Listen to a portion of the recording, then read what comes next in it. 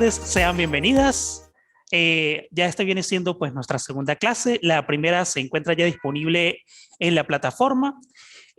Bueno, vamos a recapitular un poco qué es lo que he explicado anteriormente para que estén al corriente, estén al día e incluso para que ustedes conozcan la actividad que tenemos ya en plataforma, que la fecha de entrega es para el 25 de este mes, o sea, tienen toda esta semana, incluyendo la próxima semana para realizarla.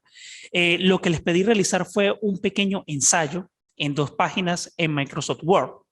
Claro, va a ser algo relativamente sencillo. Yo por allí les dejé la hoja de trabajo, que lo que tienen que hacer es lo siguiente. Van a realizar es su ensayo en 2 páginas. ¿Ustedes han realizado ensayos anteriormente o no han realizado? ¿Sí han realizado ensayos? Ok. De todas formas, en la hoja de trabajo por allí les dejé 2 páginas de internet sobre instrucciones cómo realizar ensayos e incluso por allí les estoy exigiendo una cantidad de párrafos y una cantidad de líneas en ese ensayo, ¿ok? Pueden ajustarse a ellos, de repente eso le pido un máximo y un mínimo allí para que estén pendientes, ¿ok? Se les pidió un ensayo, fue sobre la historia del computador. Yo por allí en la clase anterior les dejé las diapositivas, toda la información sobre lo que son los instrumentos de cálculo y las generaciones del computador. Les voy a recapitular un poco sobre cómo es esta parte. Comenzamos desde la historia de la humanidad. Ustedes saben que la humanidad se divide en 2 grandes eras, antes de Cristo y después de Cristo, ¿ok? Antes de Cristo, pues se tiene que las civilizaciones antiguas, ellos tenían sus instrumentos de cálculo, por ejemplo, como era el ábaco, que es uno de los más conocidos. Se piensa que fueron las civilizaciones como en China o el antiguo Egipto, que fueron los primeros que desarrollaron estas tecnologías para sumar, restar, multiplicar y dividir, para llevar grandes cálculos, grandes cuentas. E incluso pues por allí han aparecido otros instrumentos de cálculo que aún los científicos están datándolos en qué fecha exactamente, si le pertenecieron de repente a los antiguos griegos, a los romanos, a los fenicios, a los persas. ¿Ok? Ya que esas fueron civilizaciones pues realmente que eran bastante avanzadas en tanto en arquitectura, en ingeniería o incluso en matemática. ¿Ok?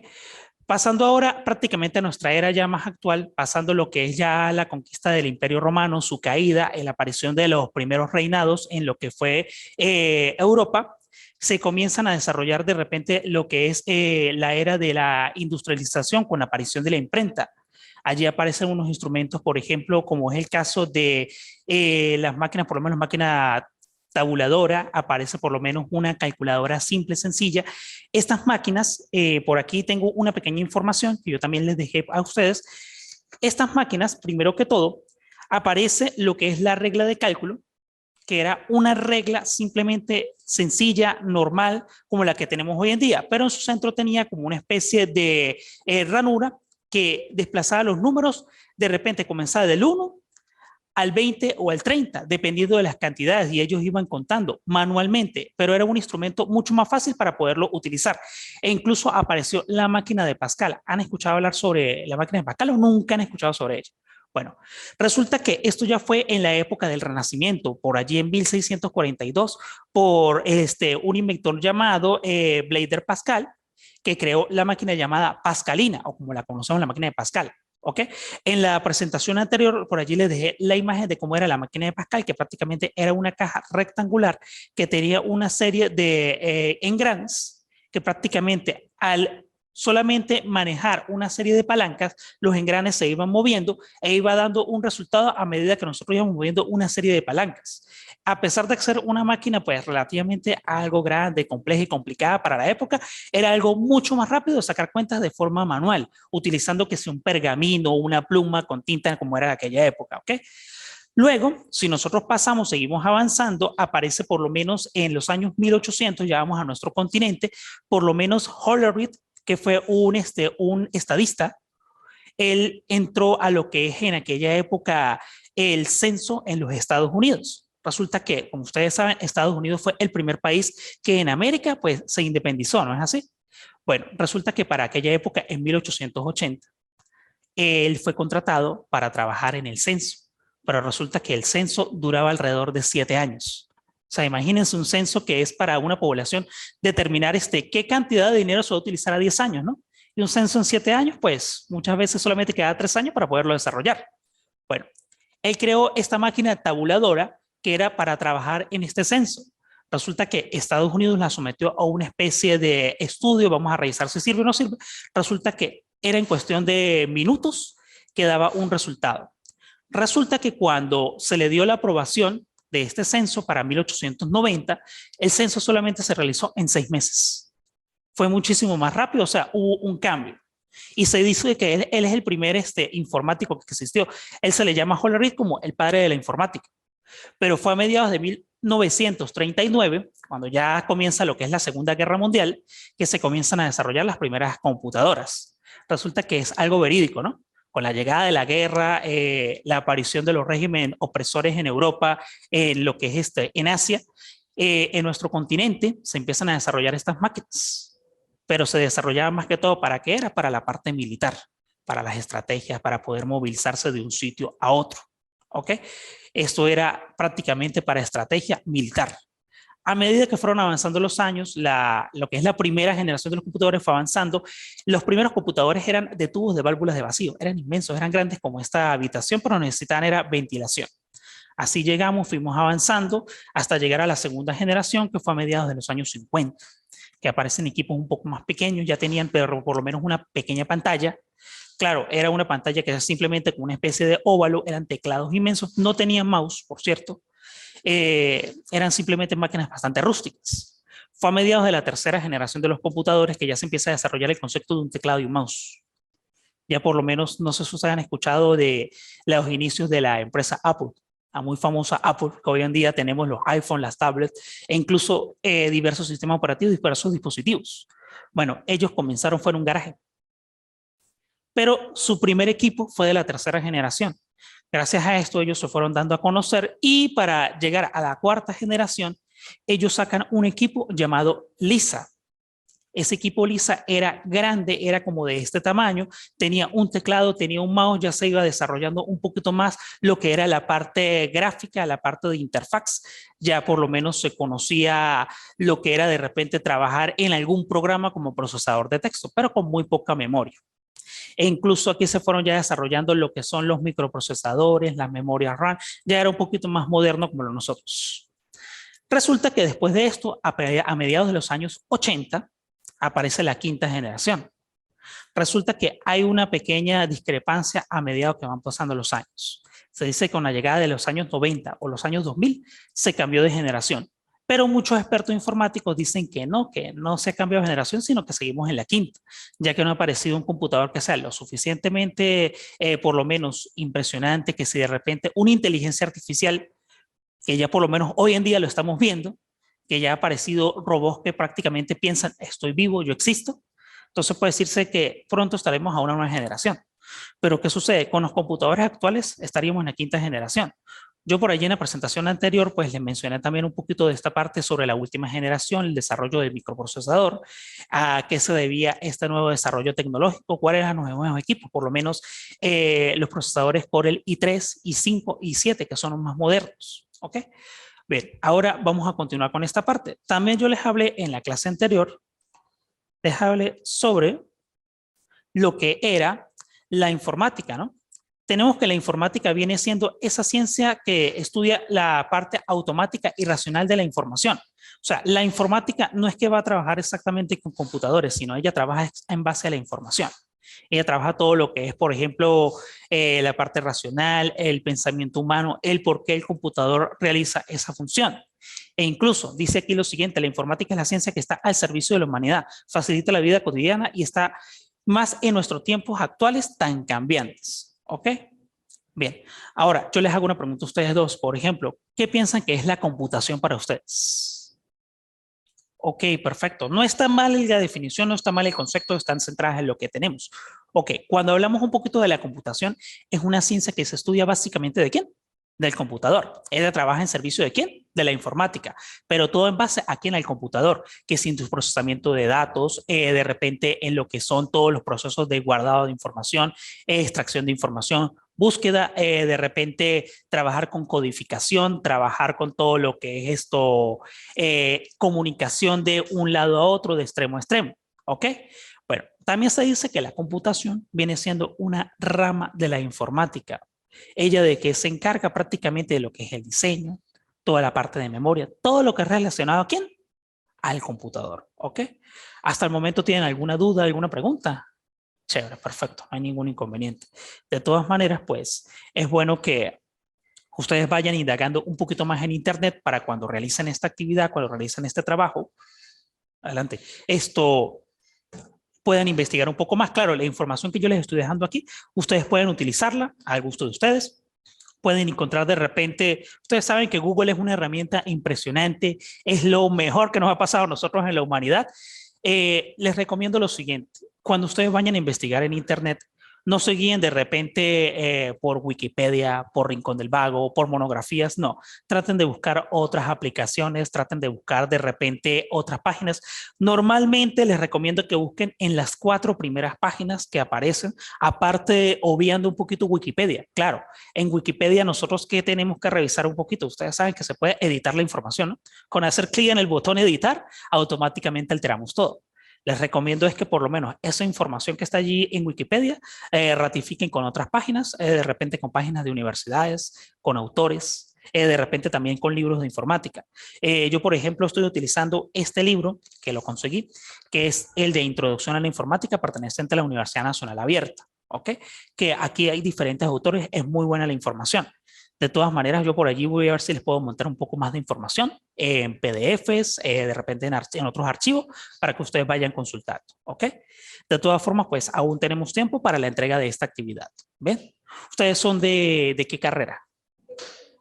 Turismo, y tú eres de administración, chévere. Bueno, de todas maneras, para ambas carreras, que prácticamente el turismo, pues a pesar de que tú vas a dar a conocer todo lo que es el país, todo lo que es el estado Táchira, tienes que trabajar de repente en algún momento con equipos informáticos. Si de repente necesitas hablar con una persona que venga a nuestro estrado por medio de una videoconferencia, necesitas conocer bien el computador. Y en tu parte de la administración, es una herramienta que es indispensable.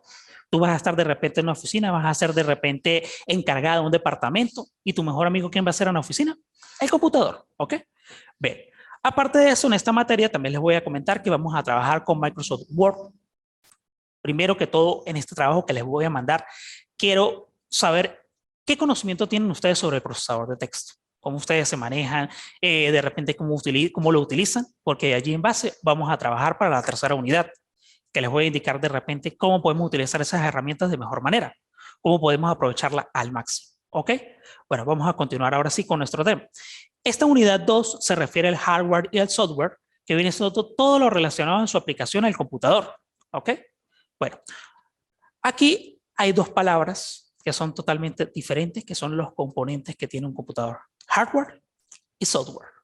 Por lo menos el hardware, que viene siendo toda la parte física, todos los elementos que se conectan tanto internos como externos de nuestro computador. No porque de repente la tarjeta madre, el disco duro, sean elementos que yo no puedo ver, pero sí se pueden tocar en algún momento a su ensamblaje, pertenecen al hardware. O sea, son elementos físicos que componen al computador. Tenemos aquí, es el elemento físico de un sistema informático, es decir, todas las partes de un computador o dispositivo informático, como los dispositivos externos, pantalla, case, teclado, mouse, impresora, cables, entre otros. Y son aquellas partes que se pueden ver y tocar, tangibles, de un computador. Otra cosa, aquí hay una palabra de repente que ustedes dirán, ajá, ¿qué es esto? Case. Esta palabra case se refiere, por lo menos en el computador de escritorio, por lo menos como tenemos acá, por lo menos esa torre que tenemos allí, nosotros desde niños nos dicen que se llama CPU, ¿no es así? Bueno, resulta que a los niños se les dice que lo llamen CPU porque es una manera más fácil que aprendan las partes del computador. Pero resulta que si nos vamos a la realidad, CPU viene siendo el microprocesador, esa pequeña pastilla que va insertada dentro de la tarjeta madre. ¿Ok? Ese viene siendo nuestro verdadero CPU. A esta parte se le conoce como torre o case. ¿Ok? Esta viene siendo el nombre real de esas partes. Ahora pasamos con la otra parte, que viene siendo el software, que viene siendo allí todo aquel conjunto de elementos lógicos, todos aquellos programas, todas aquellas aplicaciones que tiene nuestro computador. Pero hay algo importante. Por ejemplo, nosotros tenemos a nuestro servicio estos dispositivos, ¿no es así? Los teléfonos inteligentes. Hoy en día, pues muchos de nosotros los tenemos y resulta que él también tiene su hardware y tiene su software. Cuando hablamos de hardware, viene siendo la pantalla, el equipo como tal, la placa, la memoria RAM, todo. Esto viene siendo parte de su hardware. Ahora, cuando hablamos de su software, viene siendo su sistema operativo, sus aplicaciones, sus apps. Esto viene siendo su software. En el caso del computador, el principal software que nosotros vamos a tener es el sistema operativo. Actualmente, pues a nivel mundial en el mercado, el que más domina son los sistemas operativos de Windows. Por lo menos aquí en Venezuela tenemos el sistema operativo que aún se trabaja Windows 7, que muchas personas, yo creo que más del 70% de la población utiliza Windows 7. Está por lo menos Windows 10. De repente, Windows 8 no es un sistema operativo que mucha gente lo utilizó, porque ¿qué es lo que pasa? Cuando salió Windows 8, viene siendo como una versión de prueba, una versión beta, una versión que de repente salió allí al mercado, pero Windows la sacó con aquella condición de que si presentaba alguna falla, prácticamente cualquier usuario podía ingresar. Ajá, presentó una falla, el sistema decía, ¿cuál es tu falla? Usted informaba, mi falla es que de repente no me carga los archivos, se demora un poco el proceso de guardado, me está eliminando archivos de disco duro, no puedo instalar ciertas aplicaciones y se enviaba esa información. Y allí los programadores o los creadores de aquel sistema, aquellos codificadores, se encargaban de corregirlo en línea para las nuevas versiones. Y cuando llegaba una actualización de software, automáticamente esta versión iba cambiando. Pero ¿qué pasaba? Resulta que fueron tantos los reportes, tantas las fallas que hubo entre los años 2008-2009 que apareció este sistema operativo, que fue ¿cuál fue la decisión de Windows? Vamos a sacar un sistema operativo más avanzado en base a todos esos errores, corregirlos y cambiarlos. Y apareció Windows 10 a mediados del año 2011, que llegó al mercado. Y Windows 10 pues prácticamente fue como una salvación o digamos aquella solución mágica a todos esos inconvenientes y todos esos problemas. Si ustedes observan aquí en la imagen que tenemos, todas las aplicaciones que aparecen hacia el lado del software vienen siendo todos los programas, más que todo del paquete ofimático. Por ahí tenemos también el logo de Windows y tenemos también allí las aplicaciones como Word, Publisher, Excel, tenemos también la de Skype e incluso la de Access, PowerPoint y la de Outlook. ¿Okay? Y hacia la parte del hardware tenemos todo lo que son las partes del computador, incluyendo su tarjeta madre, memoria RAM, impresora, teclado, case, monitor, en fin, todos los dispositivos periféricos existentes de nuestro computador. Ok, ahora vamos con esta imagen. Dice, en esta imagen se presenta a continuación, podemos ver lo siguiente. Se puede apreciar los diferentes componentes, por lo menos hardware, parte física, software, la parte que es todo programas, aplicaciones. ¿Ok? De aquí no tenemos ninguna duda nosotros, ¿no? Hasta aquí vamos bien. Ok, bien. Pero ahora nos vamos a centrar en otra cosa, algo más diferente, más así, un poquito más dinámica, ¿ok? Tenemos lo que son los dispositivos periféricos de entrada y dispositivos periféricos de salida, ¿ok? ¿Han escuchado esa palabra anteriormente, periférico, o nunca la han escuchado? ¿No? Primera vez, ¿verdad? Ok, lo que pasa es que yo aquí les estoy hablando a ustedes con un poquito de ya más lenguaje técnico, ¿ok? Para que ustedes conozcan un poquito más, ajá, el por qué tiene esta palabra, qué significado tiene. Cuando se habla de periférico viene siendo un dispositivo que puede ser conectado. Un dispositivo, por ejemplo, tanto puede ser interno como externo. En este caso vamos a hablar un poquito sobre los periféricos de entrada, que son todos aquellos dispositivos que permiten la entrada de información, ¿ok? Aquellos que permiten que el computador reciba información. Por ejemplo, el teclado, observan aquí la imagen, que tenemos una división, si la observan en la parte inferior, tenemos los de entrada y los de salida, pero en el centro yo tengo algo llamados mixtos. Estos dispositivos mixtos, pues, quiere decir mixtos que son tanto entrada como salida, ¿ok? En la entrada tenemos cuáles, micrófono, el mouse o ratón, el escáner, el teclado, la webcam, e incluso pues el micrófono puede ser también uno de estos. La salida que tenemos, los más comunes, por lo menos el monitor, la impresora, los altavoces, incluso aquí tenemos el plotter, que viene siendo una de aquellas impresoras que me permiten imprimir todo lo que son planos, grandes superficies, en fin. E incluso pues hoy en día también existen, me imagino que han escuchado hablar de las impresoras en 3D. ¿Sí han escuchado hablar de ellas? Ok. Ellas también pertenecen a los dispositivos de salida, pero ahora vámonos a los dispositivos mixtos. Estos dispositivos mixtos, como tenemos aquí, vienen siendo el disco duro, el CD, CD-DVD. Resulta que existen CDs y DVDs que son regrabables. Es decir, que a pesar de que ya se ha grabado información, se puede volver otra vez a grabar. E incluso hay CDs que al tiempo, después de haber grabado una información, los insertamos nuevamente en nuestro computador y nos dice que no hay nada de información. Resulta que al tiempo hay CDs que se van dañando su superficie, se va borrando de repente lo escrito. Normalmente no es recomendable volver a reutilizar este CD. ¿Por qué? Ya tiene una falla, ya tiene un daño. Y resulta que el CD con el paso del tiempo empieza a rayarse, empieza a dañarse la información. ¿Qué se recomienda hoy en día? Pues subir todo a la nube. Toda la información quede guardada en la nube. Es algo un poquito más seguro, entre comillas, claro, ¿no? Mientras tengamos nuestras claves y nuestro cifrado, pues no va a haber ningún peligro. ¿Ok? También lo que es la pantalla táctil. Nuestra pantalla táctil, por lo menos en el teléfono, es de entrada y salida, ¿no es así? Ya que por medio de esa pantalla, nosotros al tocar esta pantalla estamos ingresando información, pero ella también nos muestra salida de información. ¿Ok?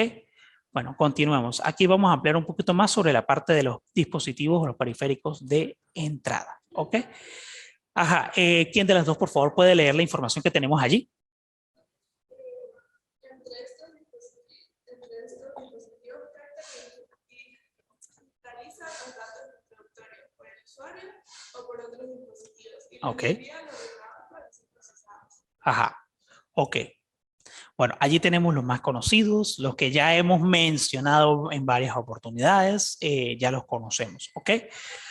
Ahora, vamos a pasar a la siguiente, los que son los periféricos de salida. Ajá, por favor. ¿No los puedes ver bien? Bueno, muy bien. Yo te voy a ayudar por aquí. Dice, son los dispositivos que muestran o proyectan información hacia el exterior desde el ordenador. La mayoría son para informar, alertar, comunicar, proyectar o dar al usuario cierta información. De la misma forma, se encarga de convertir los impulsos eléctricos en información legible para el usuario. ¿Qué me quiere decir todo esto? Por ejemplo, que este es el dispositivo que a mí me permite la salida de información, que de repente toda esa información tenga esa salida, que yo por lo menos pueda, todo lo que yo tengo aquí, lo pueda tener tanto en salida de audio, video o en información impresa, ¿ok? Para eso me sirven estos dispositivos. Ahora, vuelvo a repetir un poquito. Recuerden que los dispositivos que son aquellos mixtos es la combinación entrada y salida. Ok, bien. Vamos a pasar ahora aquí a esta parte que sí, esto es algo ya un poquito más importante, que tenemos allí lo que son las unidades de almacenamiento lógico. Cuando se habla de las unidades de almacenamiento lógico, pues vienen siendo aquellas unidades que se encargan toda la parte de memoria, cómo va a estar distribuida cuando yo voy a insertar algún dispositivo, que si de repente puede ser un pendrive, un CD, un DVD o de repente un mouse, un teclado más, ¿ok? En este caso, dice aquí, estos dispositivos o unidades de almacenamiento lógico pueden ser de esta manera como se explica a continuación o de la siguiente manera. Observen que hay una serie de distribución al final por letras A, B, C, D, E y allí pare de contar. Esto, ustedes han observado que cuando introducimos un pendrive del computador, nos vamos a equipo y en equipo nos muestra con una letra el pendrive, que si de repente E, F, G, esa viene siendo ¿por qué? Resulta que para los dispositivos externos, lo que son las memorias o los pendrive, con las letras E, F, G, se denotan todos aquellos dispositivos externos, todos aquellos dispositivos periféricos externos de memoria. Por lo menos tenemos la primera, que es la A, era para la unidad de disquete. Resulta que hace muchos años, vamos a irnos a los años 90, principios de los 2000, existía el disquete, que era un dispositivo cuadrado como de este grosor, pero tenía solamente 1,41 megas de información. Poquitico. Pero claro, para la época, por lo menos mi época de mi juventud y de mi adolescencia, por lo menos cuando yo tenía por allí como unos 12, 13 años, era prácticamente lo máximo tener un disque de uno cargada información de arriba para abajo. Pero había un problema, que a la segunda vez o la tercera vez de utilizar este disque, se dañó y se perdió automáticamente la información. Ese era el problema. Entonces, en aquella época, como ya empezó el boom del internet, empezó el correo electrónico, ya uno pues se movilizaba más por correo electrónico. ¿Ok? Dice aquí lo siguiente, la unidad B usualmente para la segunda unidad de disquete. En aquellas épocas, pues, cuando se formateaban equipos, se instalaba nuevamente el sistema operativo, era normalmente trabajar por disquete. El sistema operativo venía en disquete y era por allí que se formateaba. Ahora viene es por pendrive o viene por CDs, ¿ok? Ahora nos vamos a la siguiente, la unidad C, que la unidad C siempre se va a asociar al disco duro de forma normal. lo normal es que la unidad de disco duro principal se asocie con la letra C, ¿ok? Ahora, vamos a lo que es la unidad D, la unidad E, y de allí en adelante, como se los he mencionado, dice aquí lo siguiente: para ser asignados a la unidad de lectura de discos ópticos, CD, DVD, Blu-rays o lecturas de memoria, al ser insertada una memoria flat, cámara digital, etcétera, o pendrive, todas estas se asocian a estas unidades. Como podemos observar aquí, aquí tenemos una imagen. Esta imagen pertenece a lo que era Windows 7, pero si observamos aquí algo siguiente, observen por lo menos que está dividido: unidades de disco duro, dispositivos de almacenamiento extraíble y unidades de red. ¿Ok? Por lo menos tenemos aquí lo que era la unidad de disquete. Se le llamaba disco de 3,5 A. Tenemos aquí lo que son los discos duros. Resulta que aquí hay dos discos duros: disco 1 y disco 2. ¿Por qué pasa esto? Porque lo que pasa es que el disco duro son varios platos, uno sobre el otro, sobre un eje central. Resulta que yo a este disco duro puedo hacerle algo llamado partición. Puedo decirle, si tiene por lo menos 500 gigas, yo puedo decirle que yo quiero 350 para el sistema operativo Windows y el resto que me lo deje para guardar otro tipo de información, y allí se hace algo llamado partición. ¿Ok? Por ejemplo, en este caso eso se puede hacer con un disco duro, pero en este caso tenemos dos. ¿Qué pasa cuando hay dos discos duros? Puede ser que sea un equipo bastante grande como servidor que tenga su sistema operativo en un disco y el otro de repente lo esté utilizando de repente para trabajar con un sistema de seguridad, con cámaras de seguridad, que normalmente ustedes saben que hay grandes empresas que instalan diferentes cámaras. De repente puede ser un edificio, de repente en la planta baja, en la recepción, hay cámaras para la entrada de la personal, de los visitantes, de repente en los pisos superiores de las oficinas, para llevar todo ese control. Y esa información, como eso son grandes cantidades de video y varias horas, se debe guardar ¿en dónde? En un disco duro por seguridad. Y ya de repente después el encargado de seguridad, al revisar los videos, no, todo está normal, hace su reporte, se guarda lo esencial y lo que no, se borra. ¿Ok? Si no ha habido algún incidente, no ha habido algún robo, algún problema de seguridad, X o Y, pero normalmente la información siempre se guarda. ¿Ok? Luego tenemos también lo que es la unidad de CD, que viene siendo la letra E. Y ahora vamos a las unidades de red. Las unidades de red, por ejemplo, son aquellas redes, por lo menos aquellas redes internas que puede tener una empresa de conexión, o por lo menos la red de internet que viene de afuera. Por ejemplo, tenemos aquí la unidad I, que se llama principal. Esa unidad principal de repente puede ser el servidor principal, el servidor del computador que se conecta desde afuera a internet y reparte la información ¿a quiénes? A todos los computadores. Tenemos también una unidad pública. De repente esa unidad pública puede ser, ¿por qué? Porque de repente son de repente equipos que puede utilizar una persona que venga de afuera, que de repente necesito, por lo menos en un banco, que necesito consultar alguna información, X o Y circunstancia. Por ejemplo, los cajeros automáticos. Tenemos las unidades personales de red y las unidades de estudiantes. Por ejemplo, en el caso de que fuera como aquí una universidad, que se tuviera un laboratorio, ¿ok? Ustedes llegaran a ver su clase, ustedes entraran a su computador, habría una unidad para los estudiantes donde se guardara información. De repente donde ustedes hicieran un examen en línea, se guardara allí la información, o de repente ustedes están en el laboratorio presencial, realizan su archivo y lo guardan en esa unidad. ¿Ok? Se guarda en un servidor. Bien. Pregunto, ¿tienen alguna duda hasta aquí? ¿Alguna pregunta referente a esto? ¿Habían escuchado anteriormente esta información o no? Es primera vez, ¿no es así? Ok, bien. Ustedes por lo menos cuando en bachillerato vieron informática, vieron computación, no. Ah,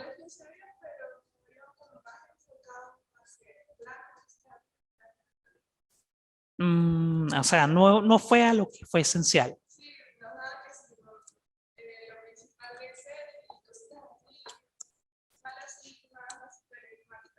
Lo más esencial. Bueno, aquí pues aparte de que van a ver la parte teórica, pues van a también tener la oportunidad de esa parte práctica. por lo menos con las actividades que se le van a enviar, y Dios mediante, pues, no creo que el día de hoy nos dé chance para mostrarles algo en la parte práctica, enfocada a la parte de sistemas operativos, pero en la siguiente oportunidad, que ya será nuestro tercer encuentro, aparte de que vamos a ver lo que es Microsoft Word, voy a explicarles un poquito acá sobre lo que es almacenamiento de información, sobre lo que es el orden de archivos, de carpetas, para que ustedes tengan esa información también. Ok, vamos a continuar ahora. Vamos a hablar un poquito de lo que es la unidad central de procesamiento, o lo que es el verdadero cerebro del computador, nuestro procesador. Dice aquí lo siguiente: su misión es en controlar y coordinar o realizar todas las operaciones del sistema. Extraer una a una las instrucciones del programa. Se tiene lo que se tiene alojado en la memoria central. Resulta que él se encuentra dividido en dos partes: la unidad de control y la unidad aritmético-lógica. Cuando ustedes les hablan unidad de control, ¿ustedes qué piensan por esa palabra, control? Sí, la que dirige, la que controla. Y por lo menos la palabra aritmético, ¿qué entienden ustedes por la palabra aritmética? Números. Y la parte lógica.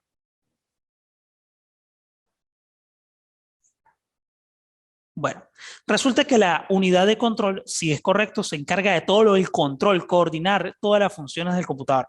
Y la parte aritmético-lógica se encarga de las decisiones, por lo menos en la parte lógica o en la parte matemática. Vamos entonces a apreciarla un poquito. Ajá, tenemos aquí lo siguiente. Observen este gráfico que traje aquí para ustedes. Dice, la unidad central de procesamiento, tenemos la unidad aritmético-lógica, la unidad de control y nuestra memoria principal. ¿Qué es lo que va a pasar aquí y qué es lo que va a suceder aquí? Cuando nosotros guardamos información, se va a ir primero que todo, ¿a dónde? A la memoria principal. Luego va a pasar a su vez a la unidad de control. Y por último va a pasar a la unidad aritmético-lógica. Y luego, para dar salida a esa información, volvemos en sentido contrario. Primero, la unidad aritmético-lógica, luego la unidad de control y por último a la memoria principal. ¿Ok?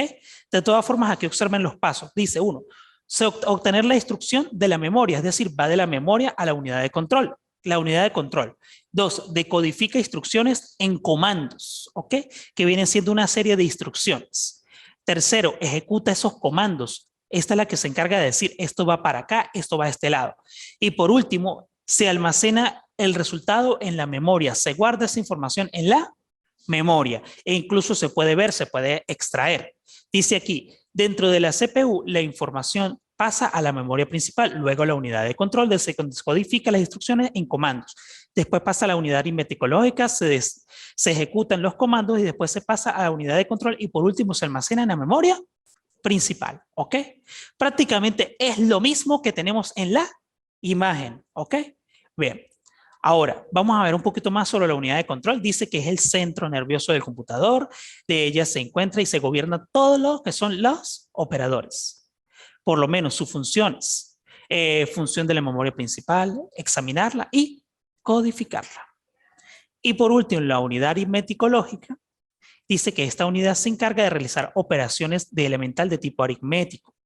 Pueden ser por lo menos suma, resta, multiplicación, división y la parte de comparación, que es la lógica. ¿Ok? Lo que ustedes dos dijeron está bien, excelente, chévere. Esa es la información correcta que nosotros tenemos dentro de lo que es el procesador o esta unidad central de procesamiento, o como se le conoce con sus siglas, CPU. ¿Ok? Para cuando les pregunten de repente, ajá, CPU, ¿qué significa? Unidad central de procesamiento. ¿Pero por qué está en esas letras? Porque está en inglés. ¿Ok? Su orden es en inglés. ¿Ok? Mi inglés no es muy bueno, ¿no? Realmente no soy bilingüe, me disculparán si ustedes de repente son bilingües o de repente entienden un poquito más el inglés, ¿ok? Pero realmente sería Central Process Unit, o sea, unidad central de procesamiento. Recuerden que al español pues se invierten algunas palabras, se le cambia el sentido y hay veces de repente el de, el la, hay que agregarlos para darle un poco de sentido. E incluso hay una imagen que tenemos aquí, observen. Esta imagen que tenemos aquí viene siendo lo que es realmente una CPU. Esta pequeña pastillita que tenemos allí, que es un procesador AMD, que es uno de los más nuevos, uno de los más recientes, realmente el tamaño de él es de este tamaño así, pequeñito. ¿Ok? Él viene dentro de su caja, viene con su seguridad y pues prácticamente más adelante, Dios mediante, si tengo la oportunidad, les muestro dónde ha realmente instalado él. ¿Ok? Bueno, ¿Tienen alguna duda, alguna pregunta con respecto a lo que hemos visto la tarde de hoy? Ok, bueno. Ahora, por último, para recapitular un poquito y darles a recordar una pequeña información, esta parte que estamos viendo el día de hoy pertenece a lo que es la unidad número 2, hardware y software. Lo primero que les hablé viene perteneciendo a la unidad número 1, que fue la clase pasada, que ya está disponible en la plataforma, que es todo lo referente a las definiciones informáticas, la historia del computador, aquella reseña del computador, ¿ok? De todas formas, yo ya les monté a ustedes lo que es esta presentación, esta también la voy a montar, la monté en PDF para que sea un poco más ligera, por ahí está toda esta información. Traten cuando hagan su ensayo, traten de, o sea, se pueden guiar por esta información, sí, pero me gustaría que ustedes investigaran. Exactamente, porque por allí por lo menos yo trabajo con hojas de trabajo. Yo monto mis hojas de trabajo, qué es lo que estoy pidiendo yo, cuál es la nota de cada cosa que voy a pedir. Allí aparece un instructivo e incluso por allí les digo qué puntuación tiene cada cosa, de repente el análisis de la información, la investigación, el dominio del tema, que ustedes de repente sigan las normas que es utilizar de repente el tipo de letra, tipo de fuente. Eso también lo voy a tomar en cuenta en la evaluación en este momento, en esta unidad. Claro que sabemos que vamos a ampliar un poquito más nuestro conocimiento en lo que es Word en la unidad número 3, ¿ok? Ya la unidad número 2, pues ya conocimos realmente cómo era. Nos falta simplemente es una pequeña parte de esto, demostración, de por lo menos de dónde están esas unidades, de repente cómo están almacenadas, qué cantidad de memoria tienen disponibles, que eso fue prácticamente, básicamente lo que nos hizo falta, pues en este momento de poderles mostrar a ustedes, ¿ok? Prácticamente. Pero si nos vamos rápidamente por acá, ok, aquí tenemos lo que es esto, no me está mostrando, bueno, no importa. Eso lo haremos entonces en la siguiente oportunidad para poderles mostrar a ustedes prácticamente dónde están ubicadas, qué memoria tienen y qué disposición tienen para ustedes, ok. Esto, bueno, realmente pues esto es todo por la tarde de hoy. Me vuelvo a presentar por ustedes, mi nombre es Francisco Zambrano.